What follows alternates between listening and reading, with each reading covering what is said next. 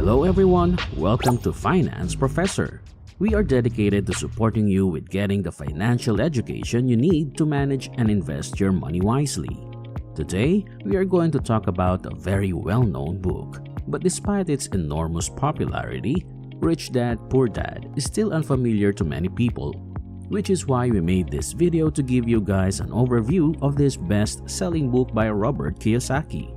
So, if that sounds interesting to you, click that like button and share this video and let's dive in. The story of Robert Kiyosaki, the book's author, and his two fathers, his real father known as the Poor Dad and the father of his best friend known as the Rich Dad, and how each man influenced his views on money and investing is told in Rich Dad, Poor Dad. Robert Kiyosaki is a well-known American investor, entrepreneur, author, motivational speaker, and financial commentator who is thought to be worth $100 million. Want to know something interesting? He didn't come from a wealthy family when he was growing up. In fact, his family struggled with money frequently, much like the majority of people who work but lack the best financial education. So, how did Robert become wealthy today? Let's take a look at what he explains in his best-selling book, Rich Dad, Poor Dad. But before we move on further, why don't you please subscribe to this channel and hit the bell notification button so you get the latest update on our videos. Thank you, and let's continue. If you were to quit your job, how long could you survive on your remaining savings? I just ask you to define what wealth is. Well, here's the story of Robert Kiyosaki. Robert Kiyosaki was born in Hilo, Hawaii in April 1947. In 1957, at age 9 years old, little Robert was attending the same public school where the rich people sent their children, for his town had lots of doctors, business owners, and bankers. Robert saw that the rich kids would separate themselves from him, for his family wasn't able to afford the newest collection of toys and bikes like them. So one day Robert asked his father, who had a PhD and completed multiple universities with excellent degrees, "Dad, can you tell me how to get rich?" Unfortunately, his dad didn't know the right answer because he was not a rich man himself. So he responded with, "Well, use your head, son. Stay in school, get good grades so you could find a safe and secure job." His real dad is what he'll be referred to as Poor Dad. He wasn't poor at this time. In fact, he was making lots of money. But in the end, this man's financial life takes a turn for the worse. Now, little Robert has a friend named Mike, in which Mike's father would be referred as Rich Dad, who started mentoring Robert and his son Mike about how to really become rich. During this time, Rich Dad wasn't really rich yet, but soon became one of the wealthiest men in Hawaii. So then, what did Rich Dad teach Robert?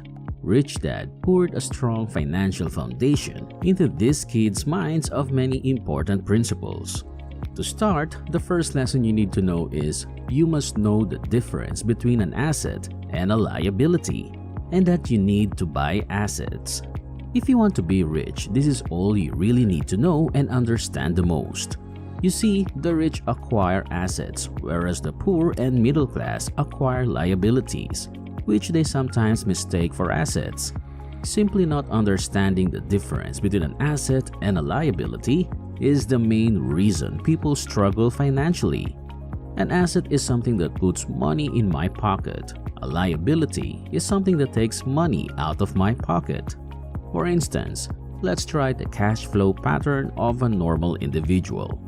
This individual earns his income from a job, and as soon as he gets paid, spends his money before he even receives it.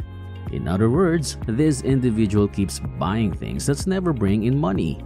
He has no assets, which is unfortunate, but he does have liabilities that constantly take money out of his pocket because of things like mortgages, taxes, credit cards, loans, and believe it or not, a house. Now, let's see how the cash flow pattern works for the rich.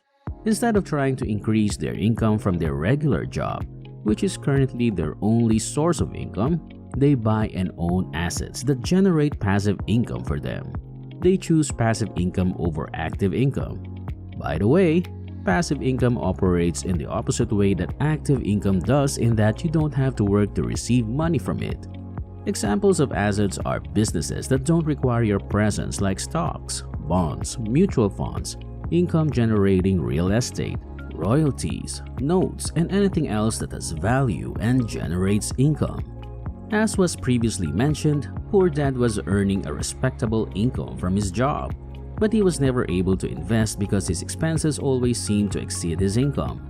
Due to the unfortunate fact that assets are less than liabilities and income equals expenses, dad's liabilities, such as his mortgage and credit card debt, grew over time, increasing his debt even after he passed away.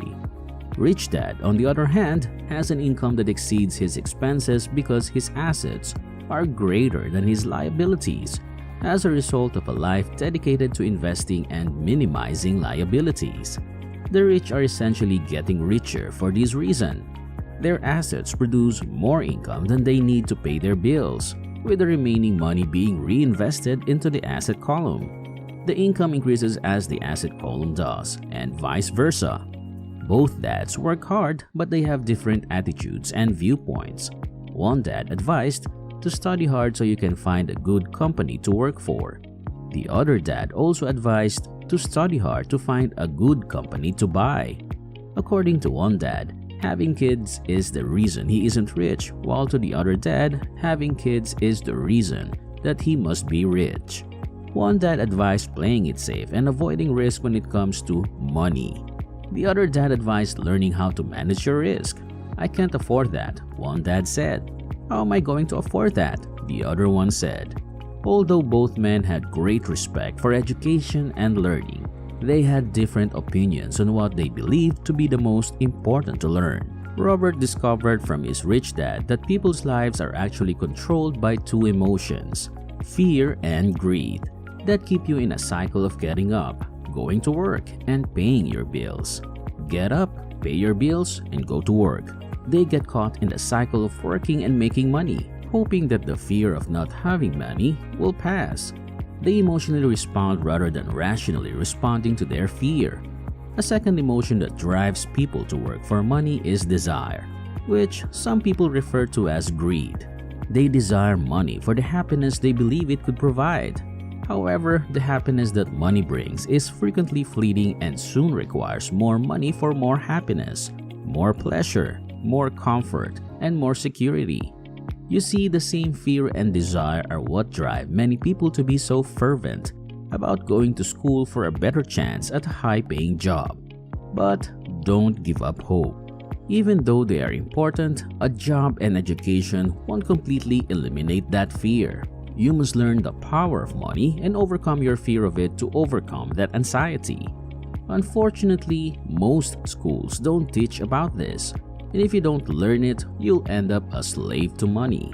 A lack of knowledge about money can result in extreme greed and fear, which can lead you into life's biggest trap of non-stop work. Rich Dad advised learning to use your emotions to think rather than thinking from your emotions. I need to find a new job, for instance, as an example of emotional thinking. I should get paid more. I want this position because it is stable, instead of logically asking myself, is there something I'm missing here? This is the world as it is for us. For the majority of people, your profession is what generates your income. For the rich, your asset is your income. Apply these lessons to your life, because if I were to ask you to define wealth, how long would you be able to live if you stopped working today? You might laugh at me and say, I no longer work for money. Instead, money works for me.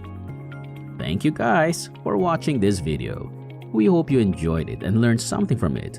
Make sure to give it a thumbs up and share it with a friend. Also, please subscribe to our channel, The Finance Professor, if you haven't already, and click the bell notification button to receive updates on our next finance-related videos.